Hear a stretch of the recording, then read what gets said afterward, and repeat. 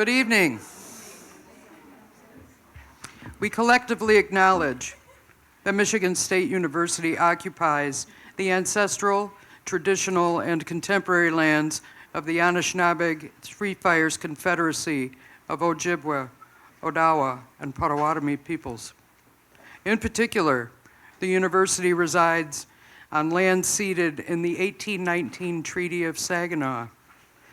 We recognize, support, and advocate for the sovereignty of Michigan's 12 federally recognized Indian nations, for historic indigenous communities in Michigan, for indigenous individuals and communities who live here now, and for those who were forcibly removed from their homelands. By offering this land acknowledgement, we affirm indigenous sovereignty and will work to hold Michigan State University more accountable to the needs of American Indian and indigenous peoples. Good evening and welcome to this evening of poetry with Laura A. Paul. I'm Lori Hollinger, the acting director of the RCAH Center for Poetry. Before we get rolling, I'd like to thank the interim dean of the Residential College in the Arts and Humanities, Glenn Chambers, for his support of tonight's program. I'd also like to extend my gratitude to Madge Bice in the sound booth for her technical assistance tonight, and to Steve Byback, preparator of the Lookout Gallery, for preparing and opening the space for our events and the reception thereafter tonight. Thank you as well to our stellar staff of student interns, Julius Pato, Maddie Stark, Dominic Stoops, and Joe Troxel for their work in promoting, planning, and carrying out tonight's events. A warm thanks and welcome as well to Scott Harris of Everybody Reads for being on hand this evening offering Laura's books for sale. We hope you'll join us upstairs in the Lookout Gallery for a reception and a book signing immediately following this reading. I do have a couple of very brief announcements about a couple of upcoming events. Very brief.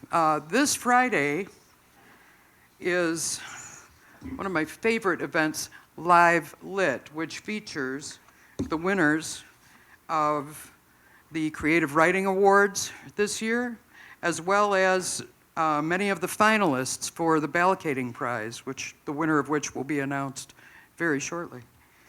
Also coming up, next Thursday, April 11th, at the MSU Museum, Detroit poet and collab coordinator Natasha T. Miller of the MSU Museum is presenting the annual poetry slam this year called Food Fight. That is Thursday night from 7 to 8:30 at the MSU Museum. And finally, if you would save the date for Tuesday, April 23rd, on that evening, there will be a passing of the laurels ceremony at the Robin Theater in Lansing. We don't know yet to whom those laurels will be passed, but it will be a night celebrating the Lansing Poet Laureate, both present and future. So I hope you'll join us for all of those things. So tonight I'm going to open with the announcement of the 2024 Balocating Undergraduate Prize for Poetry winner. This prize is named for Annie Balocating and was established in 2011 to award $500 for a single poem written by an MSU undergraduate in any major. Annie Balocating was a student in the residential option in Arts and Letters, also known as Royal, a 2-year residential program that is now viewed as a precursor to our own residential college in the Arts and Humanities, which the rest of this evening you'll hear as ARCA from me, at least. As Center for Poetry founding director Anita Skeen, who also directed the Royal program, recalls, everyone liked Annie for her infectious warmth and smile, her creativity, her sense of responsibility. She became the archivist for the Royal program, keeping a scrapbook every year of the activities that the students engaged in. The poems and stories they wrote, the places they traveled. Among her talents was a keen interest in language. She was a Russian major for a while, later becoming an English major. She was also a fine young poet and was invited to join a monthly poetry group that included several of the poets in the area, including Anita, Laura Apal, and retired English professor Diane Wachowski, among others. Annie was the only student in the group and always came with an interesting poem to workshop and offered good feedback on everyone else's poems. Annie eventually moved away from poetry and into working on issues of social justice, even spending time in Rwanda in the years of the genocide.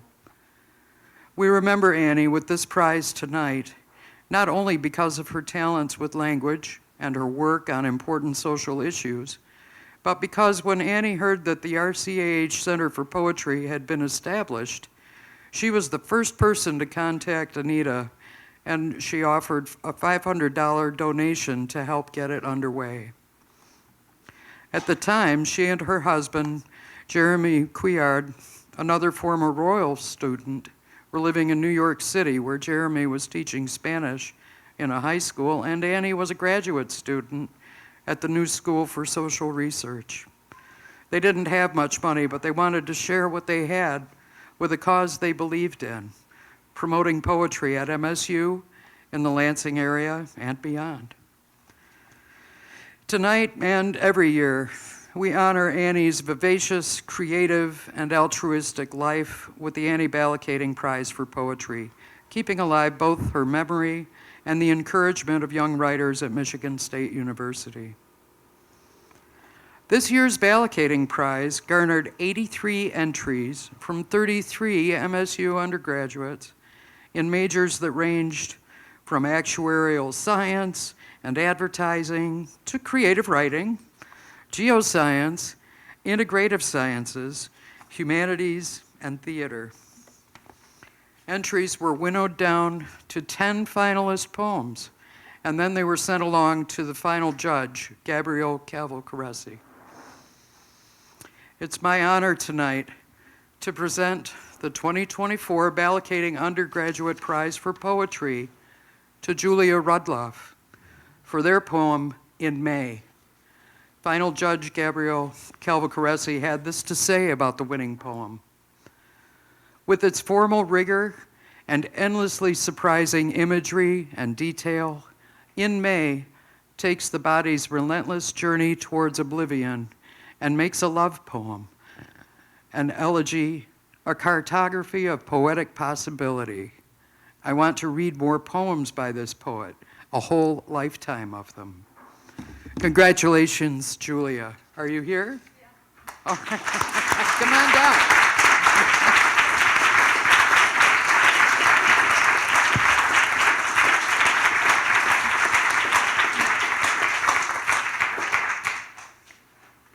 Julia, could you come down? We'd love to hear this poem. I happen to have a copy of it right here if you need. Congratulations, you're welcome, and there's your, Thank you. There's your suitable for framing certificate. Thank you. All right. So this is called In May. When I see the skeleton of a deer or fox decorating the forest floor, I remember how I used to, how I sometimes still wish that body was mine. I hesitate calling it a body. What makes a body more than bones? Is it blood, meat, a conscience? Who knows? I know it's been a long winter. I see myself emerge, becoming more bone than blood. I remember falling, decaying in February, refreezing in April. I wonder, when the snow melts from my veins, if the rivers within me will continue to run, or if I'll wake up carved apart, pelvis under pile of leaves, skull propped up on a tree, spine dangling, turned into jewelry for an artist's neck. Thank you.